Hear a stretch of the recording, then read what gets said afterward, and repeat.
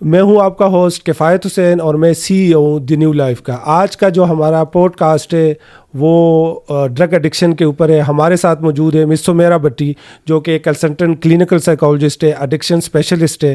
آئیے ان سے بات کرتے ہیں. جی السلام علیکم. وعلیکم السلام. جی کیا حال ہے آپ کا؟ ٹھیک ہے, خیریت سے؟ جی. اچھا مجھے بتائیے گا کہ نشے کے مریض کو ٹھیک کرنے میں فیملی کا کیا کردار ہونا چاہیے, کہ کیسے اپنی فیملی اپنا کردار ادا کر سکتی ہے؟ نشے کی بیماری میں اور اس کے علاج میں فیملی کا بہت اہم کردار ہے. اس کے لیے پہلے ہمیں یہ جاننا ضروری ہے کہ ہم سمجھیں کہ ایڈکشن بیماری کیسی ہے. جیسے کہ ہم سب لوگ جانتے ہیں کہ ایڈکشن جو ہے وہ ایک نفسیاتی بیماری ہے, فزیکل ڈس آرڈر ہے, یا اس کو برین ڈیزیز کہتے ہیں. اس کے ساتھ ساتھ اس کو کہتے ہیں کہ ایک فیملی ڈس آرڈر ہے. فیملی ڈس آرڈر اس لیے ہے کیونکہ نشے کی بیماری میں نہ صرف وہ پیشنٹ جو کہ اس کو استعمال کر رہا ہے, نشے کو استعمال کر رہا ہے, وہ سفر کر رہا ہوتا ہے, بلکہ اس کی پوری فیملی اس کے ساتھ سفر کر رہی ہوتی ہے.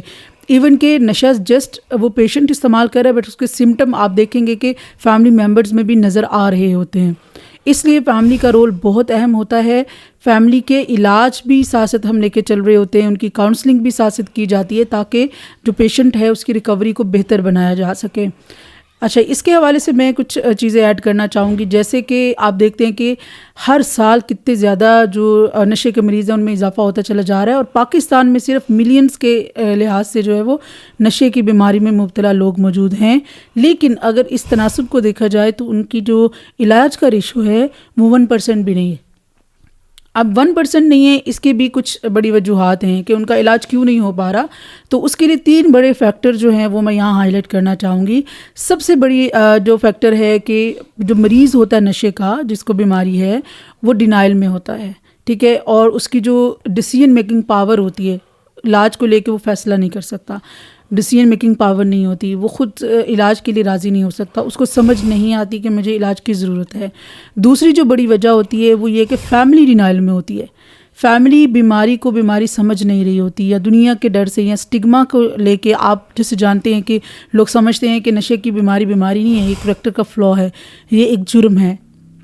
تو فیملی اس چیز کو لے کے ڈینائل میں ہوتی ہے, وہ بر وقت جو ہے وہ اس کا فیصلہ نہیں کر پاتے. اور تیسری بڑی وجہ جو ہوتی ہے وہ یہ کہ فیملی جو ہوتی ہے وہ کسی معیاری ریہیبلیٹیشن سینٹر کی تلاش میں رہتے ہیں. ان کو کوئی ایسا ریہیبلیٹیشن سینٹر نظر نہیں آ رہا ہوتا جو کہ ریلائبل ہو, جو کہ جو ہے وہ جس میں تمام پروفیشنل موجود ہوں. یہ سب جو 3 فیکٹرز ہیں, اسی کو لے کے ہی بہت دیر ہو جاتی ہے, جس کی وجہ سے بہت سارے جو نشے کی بیماری میں مبتلا افراد ہیں وہ علاج سے محروم رہ جاتے ہیں. نشے کے علاج میں جیسے کہ ایک ماہر نفسیات کا جو کام ہوتا ہے, نفسیاتی طور پہ پیشنٹ کو نشے سے دور رکھنا یا اس کو اسٹرانگ بنانا, کہ آپ نے نشے کو کیسے ترک کرنا ہے. ماہر نفسیات جو کہ ان کی آپ لوگوں کی جو فیلڈ ہے, اس میں آپ لوگ ان کو گروپ تھیراپی میں کیا سکھاتے ہیں, ایسا کیا سکھاتے ہیں کہ وہ نشہ چھوڑ دے؟ گروپ تھیراپی, نہ صرف گروپ تھیراپی بلکہ انڈیویجول تھیراپی اور فیملی تھیراپی, یہ 3 کمپوننٹس ہوتے ہیں, یہ بہت ضروری ہوتے ہیں. ایز اے ماہر نفسیات میں بات کر رہی ہوں. اگر ہم ماڈل کی بات کریں جس میں ایڈکشن ٹریٹمنٹ کا جو ماڈل ہے, جس کو ہم کہتے ہیں بایو سائیکو سوشل ماڈل, تو اس میں بایولوجیکلی, سائیکولوجیکلی اور سوشلی چیزوں کو لے کے چلتے ہیں. اب یہ ہے کہ بایولوجیکلی تو سائیکیٹرسٹ کا کام ہے کہ وہ میڈیکیشن پرسکرائب کرتے ہیں. اب ہم آ جاتے ہیں جو ان کا سائیکولوجیکل ورک ہے. اب سائیکولوجیکل ورک میں 3 چیزیں ہوتی ہیں کہ کس طریقے سے ان کی کاؤنسلنگ ہوتی ہے. ایک انڈیویجول تھیراپی ہے جس کو ہم 1-on-1 سیشنز کہتے ہیں, دوسری گروپ تھیراپی ہے, اور تیسرے نمبر پہ آ جاتی ہے فیملی کاؤنسلنگ. فیملی کاؤنسلنگ بھی ان کی ساتھ ساتھ چل رہی ہوتی ہے, ان کے گروپس چل رہے ہوتے ہیں, ساتھ ساتھ ان کے گروپ تھیراپی اور انڈیویجول سیشنز ہوتے ہیں. اب انڈیویجول سیشن میں کیا تھیراپی ہوتی ہے, کس طریقے سے ہم جو ہے وہ ان کا علاج کرتے ہیں, کیسے ان کو نشے سے دور جو ہے وہ لے کے اس طرف راغب کرتے ہیں کہ آپ نے ڈرگس کو کیسے چھوڑنا ہے. دیکھیے, ہر پیشنٹ ڈفرینٹ بک ہوتا ہے. آپ انڈیویجول تھیراپی میں ایک جیسی ٹیکنیک سب پیشنٹس پہ اپلائی نہیں کر سکتے. تو یہ جو انڈیویجول ہوتا ہے وہ انڈیویجولائزڈ پلان ہوتا ہے, ٹریٹمنٹ پلان ہم بناتے ہیں, اس کے اکارڈنگ ان کے پھر انڈیویجول سیشنز ہوتے ہیں. یہ منیمم 12 ہوتے ہیں, یہ میکسیمم جا سکتے ہیں, جس میں کچھ کور ٹاپکس ہوتے ہیں, کچھ ایکلیکٹک ٹاپکس ہوتے ہیں. کور ٹاپکس یہ کہ ہم بتاتے ہیں کہ کریونگ کو کیسے مینیج کرنا ہے, کہ دیکھیں سب کی کریونگ مینجمنٹ ٹیکنیکس ڈفرینٹ ہو سکتی ہیں. پھر ہم ان کو بتاتے ہیں کہ آپ ان کے موٹیویشن پہ کام کرتے ہیں, وہ بھی ڈفرینٹ ہوتی ہے. ان کے کچھ پرابلمز ہوتے ہیں, کچھ ریلیپس کے ٹریگرز ہوتے ہیں, کچھ مینٹیننگ فیکٹرز ہوتے ہیں. یہ سب پیشنٹ کے اپنے اپنے ڈفرینٹ ہوتے ہیں. اس کو مد نظر رکھتے ہوئے ہم ان کا انڈیویجول پلان بناتے ہیں اور انڈیویجول سیشن میں ہم ان کو گائیڈ کرتے ہیں. 12 اسٹیپ جو پروگرام ہوتا ہے یہ کتنا اہم ہے علاج میں؟ اب جو دوسری چیز ہے وہ ہے گروپ تھیراپی. گروپ تھیراپی میں 12 سیشن پروگرام کیا جاتا ہے. ویسے تو جس کا پروٹوکول ہے وہ یہ ہے کہ اس کو ہم کہتے ہیں کہ سپورٹ گروپ ہوتے ہیں, جو کہ پاکستان میں میرا نہیں خیال کہ کہیں اتنے وہ ہو رہے ہیں, لیکن ریہیبلیٹیشن سینٹرز میں وہ کلوز گروپ کی صورت میں 12 اسٹیپ پروگرام کو انٹروڈیوس کراتے ہیں. 12 اسٹیپ پروگرام بہت ہی جو ہے وہ اس ریسرچ بیسڈ ہے کہ اس سے جو لوگ اس کو جوائن کرتے ہیں اس گروپ کو, ان کی ریکوری بہت پرولونگڈ ہوتی ہے, بہت اچھی ہوتی ہے. 12 اسٹیپ پروگرام کی ایک لانگ ہسٹری موجود ہے, وہ ہم پھر اس پہ ڈیٹیل سے بات کریں گے, لیکن یہ کہ وہ بہت اوتھینٹک ہے. اس کے ساتھ ساتھ گروپ تھیراپی میں جسٹ 12 سیشن نہیں ہوتے, آپ کو جو ہے وہ 10 ٹاسک سکھائے جاتے ہیں. اسٹیپ بائی اسٹیپ آپ کو بتایا جاتا ہے کہ آپ نے نشے سے کیسے نکلنا ہے, آپ کے ڈینائلز کون سے ہیں. جیسے میں نے شروع میں بات کی کہ آپ کی ڈیسیژن میکنگ پاور خراب ہوتی ہے, اس پہ کام کیا جاتا ہے, ڈیسیژن بنایا جاتا ہے, موٹیویشن بنائی جاتی ہے. پھر آپ کی لائف اسکل ٹریننگ ہوتی ہے کہ آپ نے اینگر کو کیسے مینیج کرنا ہے, آپ نے ریلیشن شپس کو کیسے لے کے چلنا ہے. جیسے میں نے کہا کہ بایو سائیکو سوشل ماڈل ہے, تو سوشلی ہم کیا کرتے ہیں کہ علاج کے بعد آپ نے جا کے کیا کام کرنا ہے, کیا آپ کا گول ہوگا, آپ نے ڈیلنگ کیسے کرنی ہے, آپ نے نو کیسے کہنا ہے, آپ نے اپنے لائف اسٹائل کو پازیٹیولی کیسے لے کے چلنا ہے. تو اس پہ بات ہوتی ہے. تیسری چیز ہوتی ہے اگر آپ کے کوئی سائیکولوجیکل ایشوز بھی ساتھ ساتھ چل رہے ہیں تو ہم گروپ تھیراپی میں بھی اس کو ایڈریس کرتے ہیں اور انڈیویجول سیشن میں بھی اس کو ایڈریس کرتے ہیں. تیسری امپورٹنٹ چیز جو میں نے آپ سے کہی وہ فیملی کاؤنسلنگ ہوتی ہے. فیملی کاؤنسلنگ میں کیا ہوتا ہے کہ فیملی کے کچھ اپنے ڈینائلز ہوتے ہیں, کچھ اپنے پرابلمز ہوتے ہیں. ایک تو یہ کہ وہ پرابلم کو خود بھی سمجھ نہیں رہے ہوتے, ان کو لگتا ہے کہ پیشنٹ کبھی کبھی وہ اکتا جاتے ہیں کہ یہ جان بوجھ کے کرتا ہے, یہ ٹھیک کیوں نہیں ہو رہا. اور ظاہر سی بات ہے یہ بہت ہی سویر قسم کا ڈس آرڈر ہے اور اس سے فیملی بھی سفر کرتی ہے. ان کے رویوں کو آئیڈینٹیفائی کیا جاتا ہے, اس پہ کام کیا جاتا ہے. انہوں نے اپنے پیشنٹ کے ساتھ ڈیل کیسے کرنا ہے, اپنے پیارے کے ساتھ کیسے اپنے رویوں کو چینج کرتے ہوئے ان کی ریکوری کو اسٹرینتھن کرنا ہے, اس پہ کام کیا جاتا ہے. سی بی ٹی تھیراپی کیا ہے؟ سی بی ٹی تھیراپی آپ لوگ اپلائی کرتے ہیں نشے کے مریض کے اوپر؟ سی بی ٹی ہے, اس کا فل فارم ہے کوگنیٹیو بیہیویئر تھیراپی, یعنی کہ آپ نے سوچوں کو بدل کے اپنے بیہیویئر کو چینج کرنا ہے, اور جب آپ کا بیہیویئر چینج ہوتا ہے تو اس کے ساتھ آپ کے ایموشنز بھی چینج ہو جاتے ہیں. C B T sub patient پہ اپلائی نہیں ہوتی. جہاں ہم نشے کی بات کرتے ہیں, جیسے میں نے آپ سے کہا نا treatment model bio psycho social model ہے, جہاں ہم ڈرگس کی بات کرتے ہیں تو پھر وہاں صرف آپ ایک چیز کو اپلائی نہیں کر سکتے. اس کے لیے پھر ہم ایک اپروچ یوز کرتے ہیں جس کو ہم کہتے ہیں ایکلیکٹک اپروچ. ایکلیکٹو اپروچ یہ ہے کہ وہ مکسچر آف ڈفرینٹ ٹیکنیکس ہے اینڈ تھیراپیز ہے. سی بی ٹی ایک ٹائپ آف تھیراپی ہے, جیسے ڈفرینٹ پلز ہوتی ہیں. آپ ڈپریشن کے مریضوں کو اسکیزوفرینیا والی ٹیبلٹس تو نہیں دے سکتے, یا آپ ہر بیماری کی ڈفرینٹ ٹیبلٹس ہوتی ہیں, اسی طرح ہر بیماری کو لے کے ڈفرینٹ تھیراپی ٹیکنیکس ہوتی ہیں. آپ ایکلیکٹک اپروچ میں behaviour therapy, individual therapy, motivational therapy جس کو ہم موٹیویشنل انہانسمنٹ ٹریٹمنٹ کہتے ہیں, فیملی کاؤنسلنگ, اور اس کے علاوہ آپ کے ریلیکسیشن ٹیکنیکس, یہ سب چیزیں اس میں آتی ہیں. اور وہ جو لوگ جن کو نشے کے ساتھ ساتھ باقی ڈس آرڈر ہو جاتے ہیں, پرسنالٹی ڈس آرڈرز ہو جاتے ہیں, اور میں یہاں یہ بھی کہنا چاہوں گی کہ بہت سارے جو نشے کے مریض ہوتے ہیں ان کو پرسنالٹی ڈس آرڈر ہوتا ہے, جس میں border line anti social personality disorder ہے. اس کے لیے اسپیشلی جو ڈیزائن کی گئی تھیراپی ہوتی ہے اس کو ہم کہتے ہیں D B T, dialectical behaviour therapy. ان پہ سی بی ٹی اس طریقے سے کام نہیں کرتی. تو دیکھیں یہ سب اسی لیے ممکن ہوگا نا جب آپ ایک ایسی جگہ اپنے بچوں کو لے کے جائیں گے جن کو ان سب چیزوں کا پتہ ہو کہ بھئی یہ پرابلم ہے, اس کا یہ سلوشن ہوگا. تو اس کو ہم کیا کہیں گے, ایکلیکٹک اپروچ, جو ہم جو نشے کے مریض ہیں ان کے لیے اپلائی کرتے ہیں. اگر کوئی مریض سائیکو تھیراپی کے لیے یا انڈیویجول سیشنز کے لیے وہ راضی نہیں ہوتا, یا وہ کہتا ہے کہ نہیں میں نے نہیں کروانا, یا وہ بہت ہی آپ جیسے کہ ایک ہم کلاس میں جو ایک تو فرسٹ آتا ہے, ایک فیل ہو جاتا ہے, وہ فیل والا اسٹوڈنٹ جو ہے نا میں یہ سمجھتا ہوں کہ وہ ریلیپس ہو جاتا ہے. تو وہ بتائیے گا کہ کون سا مریض جو آپ کے ایکسپیرینس پہ وہ ہمیشہ کے لیے نشے چھوڑ سکتا ہے, اور کون سا مریض جو ہے نا چونکہ اس نے اندر کچھ سیکھا ہی نہیں ہوتا اور وہ نشہ چھوڑ جائے. اس کے لیے سب سے بڑا جو فیکٹر ہوتا ہے وہ ہوتا ہے موٹیویشن کا, کہ موٹیویشن کتنی ہے کس مریض میں. ایک پیشنٹ وہ ہے جو موٹیویشن کے ساتھ آیا ہے, جو ولنگ ہے اور وہ اس چیز سے خود راضی نکلنا چاہتا ہے, تو سائیکولوجسٹ کا کام تھوڑا سا آسان ہو جاتا ہے. تو اس میں یہ ہوتا ہے کہ چانسز زیادہ ہوتے ہیں.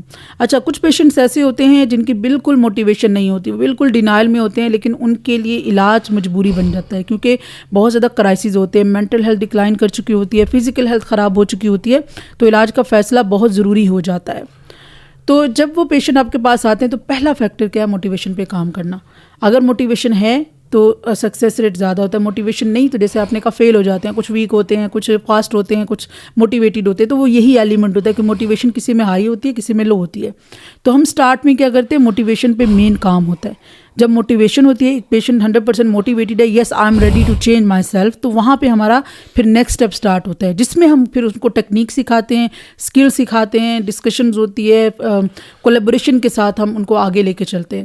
تو پہلا اسٹیپ کیا ہے؟ موٹیویشن ہے, اسی پہ کام کرنا ہے, پھر آگے آپ کے لیے چیزیں ایزی ہو جاتی ہیں. نشے کے علاج میں ماہر نفسیات کا ہونا کتنا ضروری ہے, کتنا اہم کردار ادا کر سکتے ہیں؟ میں تو یہ سمجھتی ہوں کہ ہمارے نفسیات ایک پلر ہے ریکوری میں, اور یہ بہت ضروری ہے. ہمارے نفسیات کی گائیڈ لائن یا ان کی تھیراپی کے بغیر آپ ناممکن ہو جاتا ہے کام, کیونکہ آپ کو سمجھ میں نہیں آتا, آپ کو نہیں پتا کہ میں ریلیپس کیوں ہو رہا ہوں, اور اگر میں ریلیپس ہو رہا ہوں آپ کو پتہ بھی ہے فیکٹرز کا, تو آپ کو اس کو ٹیکل کرنا نہیں آ رہا.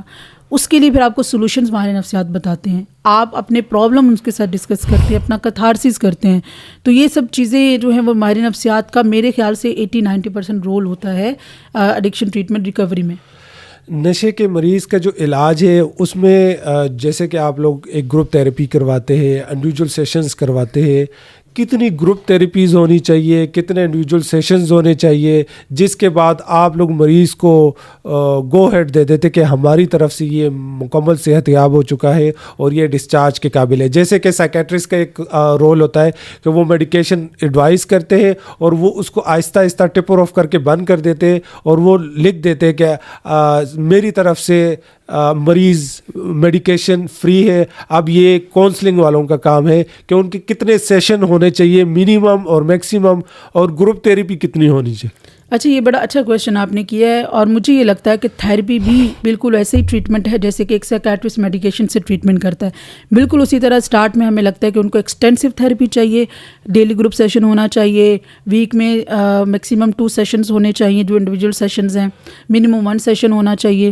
اس کے بعد جو ہے جیسے ہی ان کا ساری چیزیں کمپلیٹ ہو جاتی ہیں, ہمیں لگتا ہے کہ آپ ان کو پرائمری جو ٹریٹمنٹ ہے مل گیا, جیسے کہ آپ کو لگتا ہے کہ میڈیسن اسٹارٹ میں ہیوی ہو گئی اور بعد میں, تو اس میں جو ہوتا ہے, میں اسی پہ آ رہی ہوں, اس کے 12 سیشن انڈیویجول سیشنز ہوتے ہیں, اور ڈیلی بیسس پہ فار 3 منتھس ان کے گروپ سیشنز ہوتے ہیں. اس کے بعد پھر آپ ساتھ ساتھ ان کی اسیسمنٹ بھی کر رہے ہوتے ہیں, رپورٹنگ بھی کر رہے ہوتے ہیں, کبھی اس کے غصے میں کتنی کمی آئی ہے, اس کی جو ہے انگزائٹی میں کتنی کمی آئی ہے, کریونگ میں کتنی کمی آئی ہے, تو ان کی بیس لائن ساتھ ساتھ چل رہی ہوتی ہے, ہم ان کی بیس لائن ریٹنگ کر رہے ہوتے ہیں. پھر آہستہ آہستہ جیسے ان کا 3 to 4 منتھس کا یہ پورا ٹریٹمنٹ کمپلیٹ ہوتا ہے, پھر ہم اس کو ٹیپر آف کرتے ہیں. ٹیپر آف کیسے کرتے ہیں کہ دورانیہ بڑھ جاتا ہے, ٹھیک ہے, اب ویک میں 1 سیشن ہو گیا, ویک میں 1 گروپ سیشن ہو گیا, جب پیشنٹ ڈسچارج ہو کے چلا جاتا ہے بالکل اس کو چھوڑ نہیں دینا ہے. پھر ہم ان کو آؤٹ ڈور پہ لے آتے ہیں کہ آپ نے گروپ تھیراپی کو جوائن کرنا ہے, ویک میں 1 دفعہ جوائن کرنا ہے, پھر آپ کے 15 ڈیز میں 1 سیشن ہوگا فالو اپ. پھر ہم ان کو بوسٹر سیشن پہ لے جاتے ہیں کہ ٹھیک ہے آپ 3 منتھس کے بعد آ سکتے ہیں, 2 منتھس کے بعد آ سکتے ہیں. تو اس طرح جو ہے وہ آہستہ آہستہ ٹیپر آف کر کے آہستہ آہستہ اس چیز کو آپ آگے لے کے جاتے ہیں. مریض کی جو ہے نا دوائیاں جب بند ہوتی ہے ان کو نیند کے مسائل کا سامنا ہوتا ہے, اور وہ کیسے آپ لوگ ان کو جو ایک نارمل نیند کی طرف لے کر آتے ہیں, جیسے کہ میڈیکیشن اس کی کلوز ہے لیکن اس کو انزائٹی یا کوئی اور مسئلے کی وجہ سے ان کو نیند نہیں آتی, تو ان کو کیسے بہتر کیا جا سکتا ہے؟ نیند کے مسائل پہ ماہر نفسیات کیا حکمت عملی اپناتی ہے؟ جو نشے کا مریض ہے اس کو نیند کے بہت مسائل ہوتے ہیں, اور اس کے ساتھ ساتھ ان کو سیکشول ایشوز بھی ہوتے ہیں, ساتھ ہی ساتھ ان کو ریلیشن شپ پرابلمس بھی ہوتے ہیں. اس کو ہم اوور آل کہتے ہیں post acute withdrawal. Post acute ودرال جو ہے وہ 6 منتھ کے بعد بھی چل سکتا ہے, لیکن ان کی سویریٹی کم ہوتی ہے. وداؤٹ میڈیسن کاؤنسلنگ کے ساتھ سپورٹ کے ساتھ آپ اس کو مینیج کر سکتے ہیں. آپ سلیپ کی اگر بات کی تو وہاں پہ آپ 6 منتھ کے بعد پیشنٹ کو تھوڑا بہت اگر سلیپ کا ایشو ہو رہا ہے تو اس پہ آپ میڈیکیشن پہ نہیں چاہتے, آپ ان کو سلیپ ہائیجین پہ پراپر گائیڈ لائن دیتے ہیں. سلیپ ہائیجین ان کو سکھا دی جاتی ہے, اسی کو فالو کر کے تھوڑا لائف اسٹائل چینجنگز لا کے وہ اپنی سلیپ کو بہتر کر سکتے ہیں. سلیپ کو کیسے بہتر کیا جا سکتا ہے؟ جیسے کہ ہم پیشنٹس کو اکثر ایڈوائز کرتے ہیں کہ آپ جم کریں, آپ ٹیبل ٹینس کھیلیں, آپ پورا دن اپنی ایکٹیویٹیز کو جاری رکھیں, دن کو نہ سوئے, کیونکہ آپ ایک ایڈکٹ پرسن ہے اور آپ کو نارمل نیند 12 گھنٹے نہیں آئے گی. اگر آپ کو 8 گھنٹے کی نیند بھی آ جائے تو بہتر ہے, کافی بہتر ہے, اور یہ آہستہ آہستہ بہتر ہی ہوتی جائے گی. تو اگر کوئی مریض ہو تو ان کے لیے کیا حکمت عملی اپناتے ہیں؟ یہی بالکل آپ نے کچھ پوائنٹس آپ نے سلیپ ہائیجین کے ہی بتا دیے ہیں. جیسے آپ کو پتہ ہے کہ ہم ان کو گائیڈ کرتے ہیں کہ بھئی آپ نے جب بیڈ ٹائم ہونا ہے پہلے تو یہ بتائیں گے کہ آپ کو میڈیسن کی ضرورت نہیں ہے. Be realistic. جیسے ابھی آپ نے کہا 12 گھنٹے, تو 12 گھنٹے نیند نہیں ہوتی. آپ 7 سے 8 گھنٹے ایڈلٹ ہیں تو آپ کی نیند پوری ہو جاتی ہے. اب ان کو عادت ہوتی ہے کہ وہ نشہ لے کے سو جاتے ہیں, تو ان کو لگتا ہے وہی ایک نارمل سلیپ ہے, جو 12 گھنٹے وہ سو رہے ہیں, وہ 10 گھنٹے سو رہے ہیں. تو پہلے ان کو اس چیز کی طرف لانا کہ you have to be realistic. اس کے بعد جو ہے ان کی سلیپ ہائیجین ہے کہ آپ نے ایکسرسائز کرنی ہے تاکہ اس سے ڈوپامین لیول ہائی ہو, آپ کے اسٹریس ہارمون جو ہے وہ لو ہو, آپ پرسکون محسوس کر سکیں. اور آپ نے ایکسرسائز نہ تو بہت زیادہ کرنی ہے نہ بہت کم کرنی ہے, آپ نے واک پراپر رکھنی ہے, اور کوشش کریں کہ بیڈ جب ٹائم ہو اس سے پہلے 4 گھنٹے کم سے کم پہلے آپ نے کافی, کسی طرح کی بھی کیفین, گرین ٹی کچھ بھی نہیں لینا, کیونکہ وہ اسٹیمولیٹ کرتے ہیں, وہ آپ کی انگزائٹی کو بڑھاتے ہیں, سلیپ پرابلم ہوتا ہے, رات کو بہت زیادہ ہیوی کھانے اس طرح کی چیزوں کو اوائڈ کرنا ہے. پھر آپ کا جو روم ٹیمپریچر ہے وہ بہت امپورٹنٹ ہے, لائٹس بہت امپورٹنٹ ہیں, اور آپ کے روم میں اسکرین نہیں ہونی چاہیے. اسکرین کا یوز ہم بالکل اس کو وہ زیرو ٹالرنس ہے, نو اسکرین. نہ آپ کے روم میں ٹی وی ہونا چاہیے, نہ آپ دیکھتے ہیں کہ ہم جیسے سونے کے لیے جاتے ہیں تو ہم سوشل میڈیا یوز کرنا شروع کرتے ہیں, وہ سب سے بڑا نقصان ہے, آپ کی سلیپ ڈسٹرب ہوتی ہے, تو وہ آپ نے بالکل نہیں کرنی. اور پھر ایک سب سے میجر فیکٹر ہوتا ہے کہ آپ کی نیگیٹو آٹومیٹک تھاٹس ہوتی ہیں, وہ آپ کو سونے نہیں دیتی, وہ چاہے کل کے بارے میں ہو چاہے پرانی ہو. تو وہاں ہم ان کو سکھاتے ہیں کہ آپ نے اپنی نیگیٹو آٹومیٹک تھاٹس کو کیسے مینیج کرنا ہے تھرو CBT, جس کی آپ نے بات کی تھی, کوگنیٹو بیہیویئر تھیراپی, کہ آپ نے اپنی سوچوں کو کیسے بدلنا ہے, کیسے ان کو آئیڈینٹیفائی کرنا, اس کی جگہ کیسے مثبت سوچ کو لے کے آنا ہے. تو ان سب ہائیجین کو جب وہ پریکٹس کرتے ہیں تو وہ میڈیسن پہ بھی نہیں جاتے, اور نہ ہی ان کو نشوں کی دوبارہ ضرورت محسوس ہوتی ہے. نشے کے علاج میں جو دیر ہوتی ہے, جو دیر سے ڈیسیجن لیتے ہیں, جیسے کہ شروع میں اگر کوئی بچہ وہ انیشلی سٹیج میں ہے اور فیملی اس کو دیر سے ڈیسیجن لیتی ہے, یہ کتنا نقصان دہ ہے, اور اگر فیملی جلدی ڈیسیجن لے لے اس سے اس کو کیا فائدہ مل سکتا ہے؟ جلدی ڈیسیجن آپ کو پتہ لینا, اس کا مطلب ہے نقصان کم ہے, اور جتنا نقصان کم ہے اتنی ریکوری آسان ہے. ٹھیک ہے, اگر آپ کو فریکچر ہے, ایک جگہ سے فریکچر ہے اور کم ہے, مطلب اتنا وہ اس کی ریکوری جلدی ہو جائے گی. اگر وہ 2-3 جگہوں سے فریکچر ہے, ایک آپ کا بازو یا آپ کی, تو اس کی ریکوری میں ٹائم لگے گا, اور وہ پینفل بھی زیادہ ہوگا. اس لیے ڈرگس جو ہوتے ہیں وہ آپ کے سینٹرل نروس سسٹم کے ساتھ ساتھ آپ کی پوری باڈی انٹرنل آرگنس کو ڈیمیج کر رہے ہوتے ہیں, آپ کی مینٹل ہیلتھ کو ڈیمیج کر رہے ہوتے ہیں. اس لیے کبھی بھی آپ نے دیر نہیں کرنی. دیکھیں, وہ جو میں نے ایک بات بتائی تھی نا کہ آپ کو ریلائبل ریہیبلیٹیشن سینٹرز نظر نہیں آتے, لیکن اب موجود ہیں. جو اسلام آباد ہیلتھ ریگولیٹری اتھارٹی, انہوں نے رجسٹریشن کا جو انیشیٹو لیا ہے وہ بہت ہی میں سمجھتی ہوں کہ اچھا اقدام ہے, کیونکہ آپ پراپر مانیٹرنگ کرتے ہیں, آپ کو لائسنس دیا جاتا ہے. تو آپ بہت سارے ایسے ادارے موجود ہیں, آپ ان پہ ٹرسٹ کر سکتے ہیں. بس بر وقت اس کا ٹریٹمنٹ کرائیں, ان کو ایڈمٹ کرائیں, اور ٹرسٹ بہت امپورٹنٹ ہے کہ آپ ٹرسٹ جو ہے وہ کریں, کیونکہ ٹیم موجود ہونا ضروری ہے جو ہم نے ابھی آپ کو بتائی ہے. تو ہمارا کام یہی ہے کہ آپ کو ہم ان ویڈیوز کے تھرو گائیڈ کرتے رہیں کہ یہ چیزیں ہونا ضروری ہیں علاج کے لیے, ایک اچھے ریہیبلیٹیشن سینٹر کے لیے. تو آپ کے پاس کوئی بھی قریبی ہے تو آپ ڈیسیجن لینے میں دیر مت کریں, کیونکہ جتنا دیر ہوگی اتنے نقصان بڑھتے جائیں گے. جو لوگ وقت کا ضیاع کر دیتے ہیں, وقت کو, جیسے کہ ان کو پتہ ہے کہ ان کا بچہ نشہ کر رہا ہے لیکن وہ بہت لیٹ ڈیسیجن لیتے ہیں, ایون کہ ان میں سالوں گزر جاتے ہیں, اور 2 3 سال 5 سال تک گزر جاتے ہیں. اس کا یہی نقصان ہوتا ہے کہ وہ کراس ایڈکشن میں بھی جا سکتے ہیں, اور وہ ان کو یہی لگتا ہے کہ آج ہمارا بچہ نشہ چھوڑ دے گا, کل چھوڑ دے گا, لیکن وہ ڈیسیجن نہیں لے پاتے. جو لیٹ ڈیسیجن ہے اس کا کتنا نقصان ہو سکتا ہے؟ ابھی میں نے آپ سے بتایا کہ جو لیٹ ڈیسیجن ہے اس کا نقصان یہ ہو سکتا ہے کہ آپ کے بچے کو کرونک ایڈکشن ہو جائے, کراس ایڈکشن ہو جائے, پالی سبسٹنس ابیوز میں چلا جائے. پھر یہ ہوتا ہے کہ organ failure, organ damage, mental disorders, تو ملٹیپل جو ہے کرائسس میں وہ چلا جاتا ہے. اور فائنینشیل اس کی اسٹڈی خراب ہو رہی ہے, فائنینشیل لاس ہو رہا ہے, یہ چیزیں تو ایک سائڈ پہ ہیں نا, لیکن پہلے اس کی مینٹل ہیلتھ وہ بہت بری طرح افیکٹ ہوتی ہے. تو آپ کو بالکل بھی لیٹ نہیں کرنا, آپ کو رائٹ ٹائم پہ ڈیسیجن لینا ہے. اگر 1 سال ہو گیا آپ کا پیارا نشے کی جنگ لڑ رہا ہے, وہ نشے میں ہے, تو یہ مت سوچیں کہ لوگ کیا سوچیں گے, لوگ کیا کہیں گے, یہ خود سے چھوڑ دے گا. اگر وہ خود سے چھوڑ سکتا تو وہ 1 سال کبھی بھی اس کو نہ لگتا تو وہ چھوڑ سکتا تھا. اس کا مطلب ہے وہ خود سے نہیں چھوڑا. اس کو اعتماد میں لیں, اس کے ساتھ بیٹھیں, بات کریں, اور جلد از جلد فیصلہ کریں تاکہ جلدی ریکوری کی طرف آ جائے. اور آپ کو پتہ ہے جو ارلی ریکوری ہوتی ہے یا ارلی اگر جلدی ڈائگنوسس ہوتا ہے تو اس کی ریکوری بہتر ہوتی ہے, ریلیپس کے چانسز بھی کم ہوتے ہیں. تو یہاں فیملی کا بہت امپورٹنٹ رول ہے. بہت سے ایسے نوجوان جو کہ نشے کے عادی ہو جاتے ہیں, اس کا علاج بھی ہو جاتا ہے. مجھے تھوڑا یہ بتائیے گا کہ اگر کوئی نوجوان یا بچوں کو کوئی فیملی اپنے بچوں کو پہ کیسے نظر رکھے کہ ان کا بچہ ڈرگس کی طرف نہ جائے, تو اس کے لیے کیا حکمت عملی فیملی کو اپنانی چاہیے؟ فیملی کو حکمت عملی جو اپنانی چاہیے, میں یہ سمجھتی ہوں کہ ہر فیملی کے اپنے رولز ہوتے ہیں. ہر فیملی ڈیفرنٹ فیملی ہوتی ہے, ان کے اپنے رولز ہیں, اپنے نارمز ہیں, اپنا لائف سٹائل ہوتا ہے. تو آپ نے اپنے لائف سٹائل کو دیکھتے ہوئے, اپنی چیزوں کو دیکھتے ہوئے بچے کو سٹارٹ سے ہی ان چیزوں کی طرف لے کے چلیں. مثال کے طور پر اگر آپ کو پتہ جی ہمارے فیملی رولز یہ ہیں، نارمز یہ ہیں، لیکن آپ جیسے کہ موبائل یوز کرنا، آپ کو پتہ ہے کہ ہم جب بچے بڑے ہوں گے ہم ان چیزوں کو الاؤ نہیں کریں گے، تو آپ سٹارٹ سے ہی ان چیزوں پہ فوکس کرنا شروع کر دیں. لیکن جب شروع میں آپ ان کو بہت زیادہ آزادی دے دیتے ہیں، وہ اس چیز کا عادی بن جاتے ہیں، پھر ان سے وہ چیزیں لینا، ان کو چھڑوانا پھر مشکل ہو جاتا ہے. تو آپ سٹارٹ سے ہی جب بچہ بڑا ہوتا ہے نا، بڑا ہو رہا ہوتا ہے، تو ان چیزوں کا خیال رکھا کرے، اس وقت یہ مت اگنور کرے.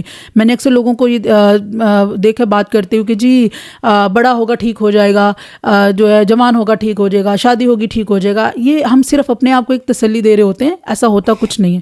تو شروع کے جو 5 سال ہوتے ہیں سائیکولوجیکل پوائنٹ آف ویو سے وہ بہت اہم ہوتے ہیں. جو رولز آپ نے اپنے بچوں کو سکھانے ہیں، جو چیزیں آپ نے جیسا آپ دیکھنا چاہتے ہیں کہ وہ بنے، آپ ان کو ویسا بن کے دکھائیں، because parents are the role models.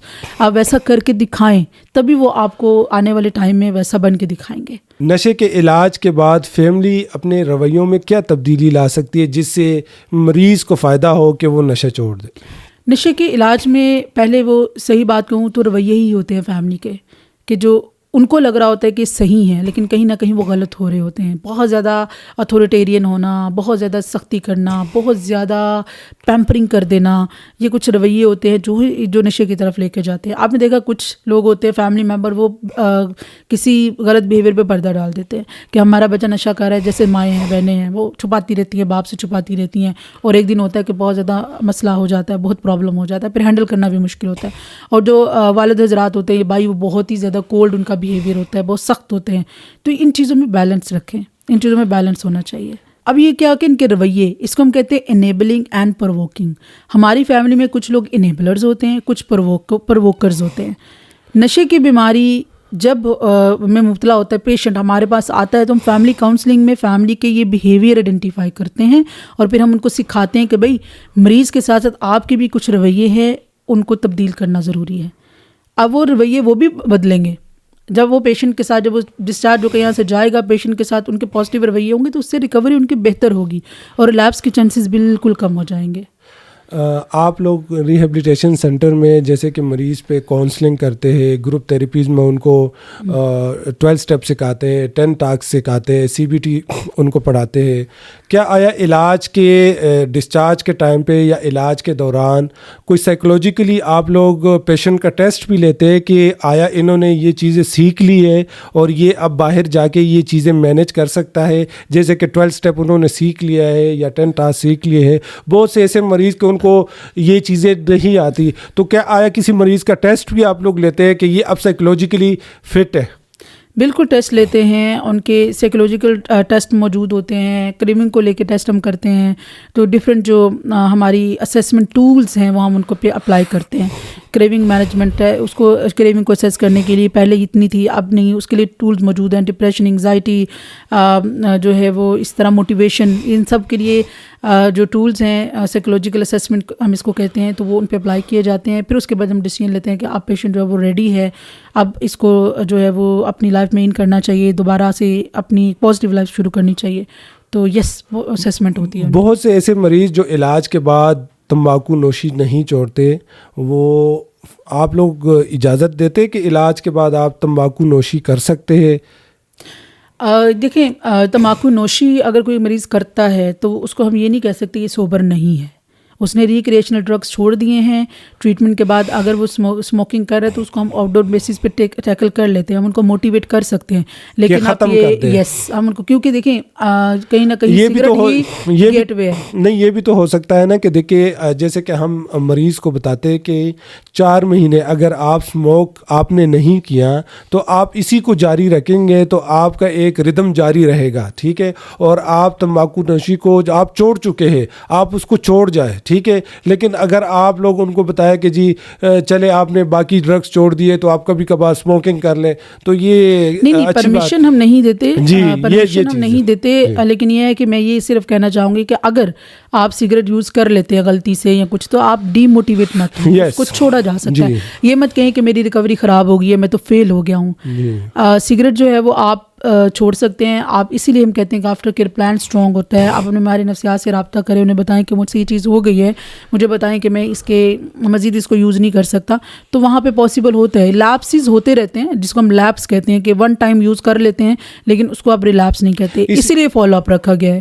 اسی طرح بہت سے ایسے مریض جو علاج کے بعد مطلب وہ ایک دفعہ دوبارہ سے وہ مطلب چرس لے لیتے یا کوئی بھی نشہ لے لیتے ہیں تو فیملی فوراً اس کو لے کر آتی ہے, تو ان کے لیے پھر آپ لوگوں کے کیا ٹریٹمنٹ پلان ہوتا ہے؟ دوبارہ سے ایڈمٹ کرتے ہیں یا ان کو؟ یہی وہ فیملیز ہیں جسے ہم کہتے ہیں نا کہ یہ بہت اچھا رول پلے کر رہے ہوتے ہیں, بہت سمجھدار ہوتے ہیں, بالکل بڑا اچھا ڈیسیجن لیتے ہیں, بہت ایکٹیو ہوتے ہیں, اور ایسے لوگوں کا ریلیپس بھی کم ہوتا ہے.